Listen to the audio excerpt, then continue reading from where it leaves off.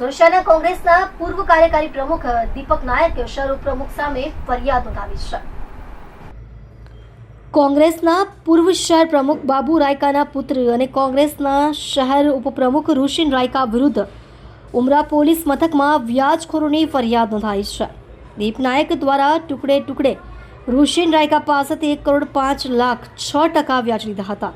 1 કરોડની સામે આજ દિન સુધી ટુકડે 1,27,00,000 ચૂકવી દેવાયા છતાં વધુ રૂપિયાની ઉઘરાણી ચાલુ રાખી હતી। ઋષિન રાયકા દ્વારા 1,95,00,000ની વ્યાજ પેટે પડાવ્યા બાદ પણ દીપ નાયક સામે ખોટી રીતે કોર્ટમાં અને પોલીસ સ્ટેશનમાં અરજી કર્યા હોવાનો આરોપ પણ કર્યો છે। ખોટી રીતે ઋષિન રાયકા દ્વારા કેટલીક મિલકતો પણ પચાવી પડ્યાની ફરિયાદમાં ઉલ્લેખ કરાયો હોવાનો આરોપ કરાયો છે।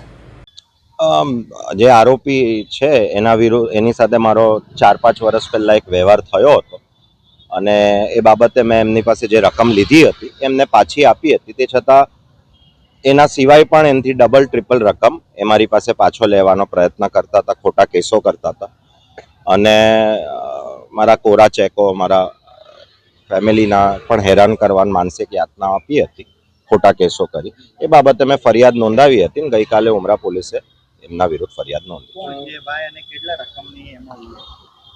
આરોપીનું નામ ઋષિન રાયકા છે।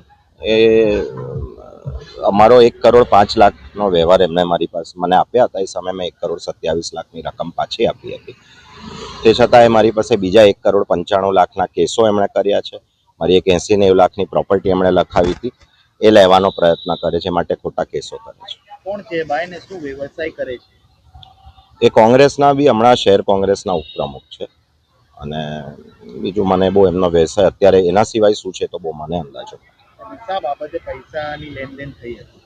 એક નાણાકીય વ્યવહાર હતો। હવે એફઆઈઆરની નકલ છે અને હવે મેટર કોર્ટમાં સબજ્યુડિસ હોવાથી બહુ મારે આ વિષય પર બોલવું બરાબર નહીં રહેશે। એફઆઈઆરની નકલમાં મારી વિગતો મેં જણાવી દીધી છે।